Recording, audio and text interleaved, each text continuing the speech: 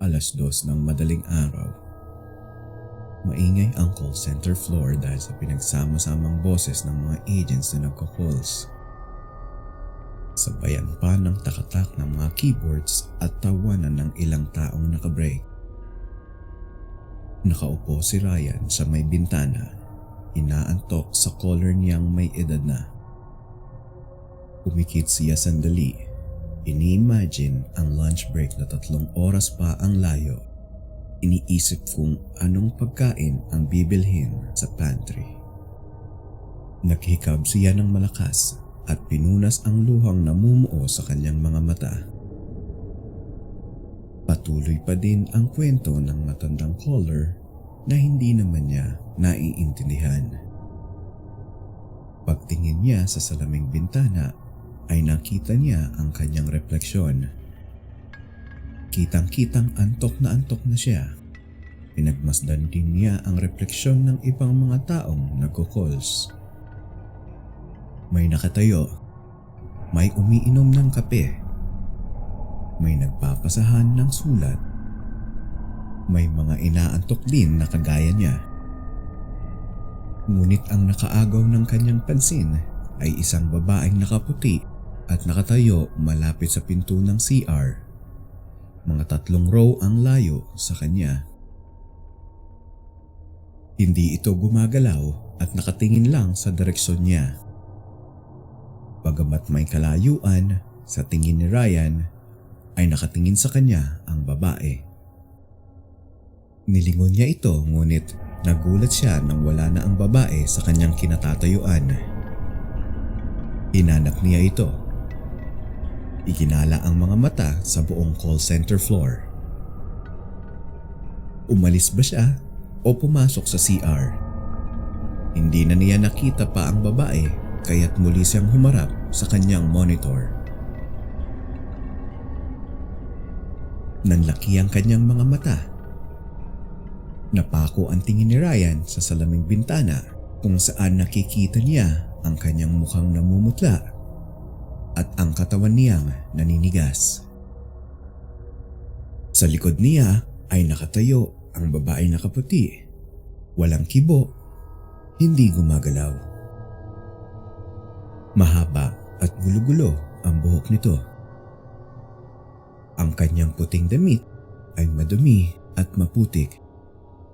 Para siyang gumulong sa lupa.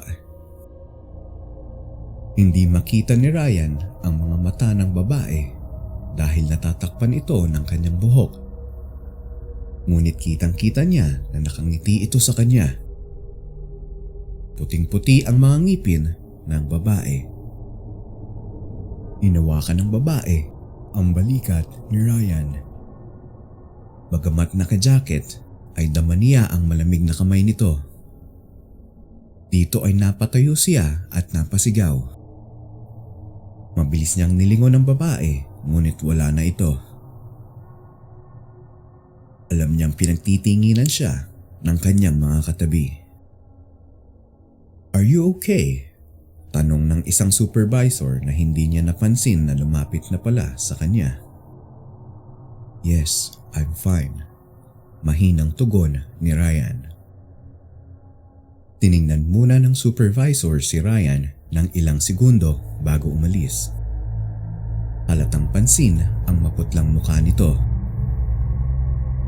Napaupo na lang si Ryan sa kanyang upuan. Doon na lang niya napansin na wala na pala ang kanyang caller. Dali-dali siyang nag-log out habang pinipilit i-steady ang nanginginig na kamay. Dumiretso siya sa CR. Walang ibang tao, ngunit hindi niya ito pansin dahil sa lakas ng tibok ng kanyang puso. Naghilamos siya. Pinilit alisin ang takot na bakas sa kanyang muka. Pagdilat niya ay nakita niya sa salamin ang babaeng nakaputi. Nakatayo sa kanyang likod. Nilapit nito ang kanyang bibig sa tenga ni Ryan. "Galit ako sa iyo," sabi ng babae. Dito ay wala nang nakita si Ryan kundi kadiliman. Matagal din siyang pinagmasdan ng babae habang nakahandusay siya sa lapag. Walang ulirat. Simula noon ay napagtanto ni Ryan na maraming ligaw na kaluluwa sa kanyang opisina.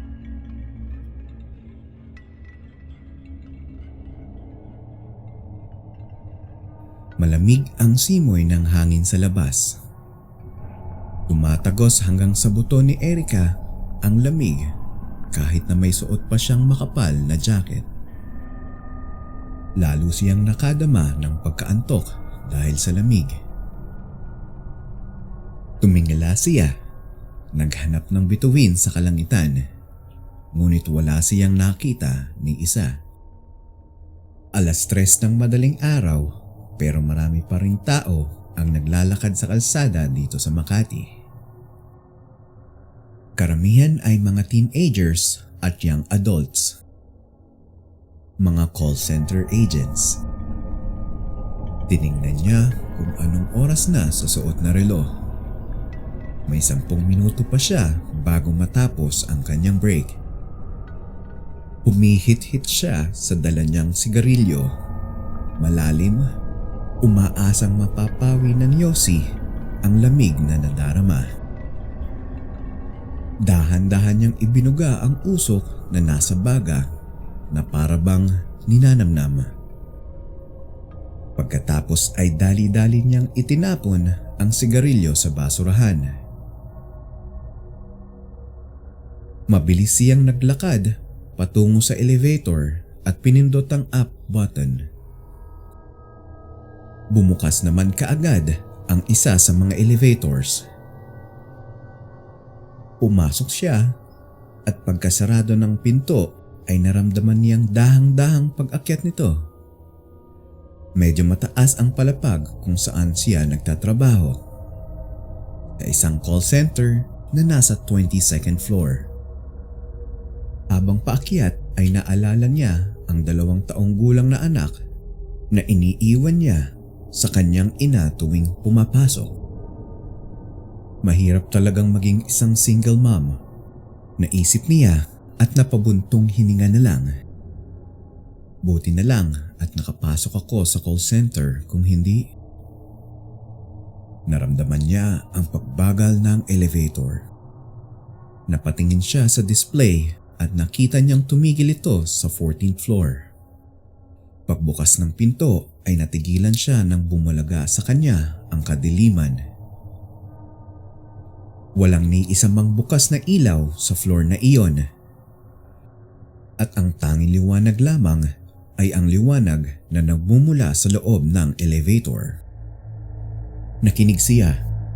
Nakiramdam kung may tao.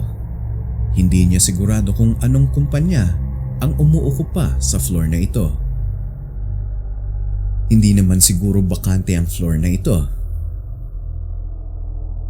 Bigla tuloy niyang naalala ang kwento ng isa sa mga kanyang katrabaho.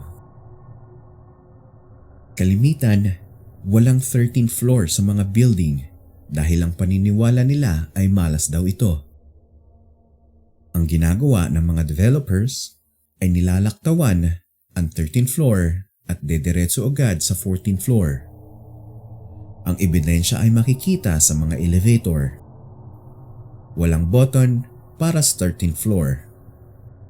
Pagkatapos ng 12th floor ay 14th floor na kaagad. Pero kung bibilangin mo ang mga palapag mula sa ibaba, ang 14th floor talaga ang tunay na 13th floor. Kahit palitan nila ang pangalan, 13th floor pa rin ang floor na ito, naisip niya. Habang tinitignan ni Erica ang madilim na palapag, ay hindi niya maiwasang makaramdam ng takot.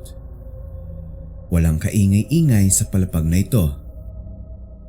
Naghintay pa siya ng ilang segundo at pagkatapos ay itinaas niya ang kamay para pindutin ang close button. Sandali! Isang boses ang narinig niyang sumigaw. Boses ng isang lalaki. Nagulat si Erica sa narinig. Nagsimulang sumara ang pinto ng elevator kaya't pinindot niya ang open button. Muling bumukas ang pinto at isang lalaki ang mabilis na pumasok sa loob. Dumiretso ito sa likuran ng elevator nang walang kibo. Ni hindi man lang nag-thank you. Naiinis na sabi ni Erica sa sarili. Sumara na ang pinto at nagpatuloy ang mabagal na pag-akyat ng elevator. Tahimik na tahimik sa loob. Walang ibang marinig si Erica kundi ang makina ng elevator. Pasimple niyang sinilip ang lalaki sa likuran niya. Nakulat siya dahil nakatalikod ito sa kanya. Hindi pala ito humarap sa pinto nang pumasok sa elevator. Noon din lang niya napansin na hindi pumindot ng floor ang lalaki. Aakyat din ba siya sa 22nd floor? Pinagmasdan niyang mabuti ang nakatalikod na lalaki. Maayos naman ang itsura nito. Nakasuot ng asul na polo at itim na slacks. Makintab din ang sapatos na balat na suot nito. Nag-overtime siguro to kaya siya na lang ang natira sa 14th floor, naisip niya. Napailing si Erica. Hindi mapigilang mapangiti nang maalala ang naramdamang takot kanina nang huminto ang elevator sa 14th floor. Tatalikuran na sana niya ang lalaki nang napansin niya ang kanang kamay nito. Mayroong kung anong bagay itong mahigpit na hinahawakan. Sa katunayan ay nanginginig ang kamao nito dahil sa higpit ng pagkakahawak sa bagay na iyon. Pilit na inaninag ni Erica kung ano ang nasa kamay nito. At nagulat siya nang makitang dumudugo ang kamay ng lalaki. Lalo pa siyang nagulat nang sumipol ang lalaki ng isang kanta. Isang kanta na bagamat masaya ay nakapagpatayo ng mga balahibo niya. Mabilis siyang tumalikod at humarap sa pinto ng elevator habang ang lalaki ay patuloy lang sa pagsipol. Hindi niya alam kung bakit pero pinagpapawisan siya ng malamig. Pakiramdam niya ay lumiliit ang elevator at nahihirapan siyang huminga. Matinis ang tunog ng ginagawang pagsipol ng lalaki sa likod niya na para bang lalong bumibilis at lumalakas. Bigla siyang nakaramdam ng pagkahilo. Pakiramdam niya ay masusuka siya. Pakiramdam niya ay babagsak siya. Pakiramdam niya ay... Ting! Matinis na tunog ng elevator na nagbukas sa 22nd floor. Nangihina man ang tuhod ay nagmamadaling lumabas si Erica. Agad-agad ay bumuti ang pakiramdam niya. Nawala ang kanyang panghihina at pagkahilo. Kasabay nito ay agad-agad ding tumigil ang malakas na pagsipol. Dito ay natigilan si Erica. Damang-dama niya ang mabilis na pagtibok ng kanyang puso. Dahan-dahan siyang umikot sa pinagkakatayuan. Dahan-dahang humarap sa nakabukas na elevator kung saan siya nakasakay kani-kanina lamang. Hindi siya makapaniwala sa nakita. Walang tao sa loob ng elevator. Napako ang tingin niya sa lugar na kinakatayuan ng lalaking nakasabay. Isang lalaking biglang naglahong parang bula. Gusto niyang sumigaw. Gusto niyang umiyak.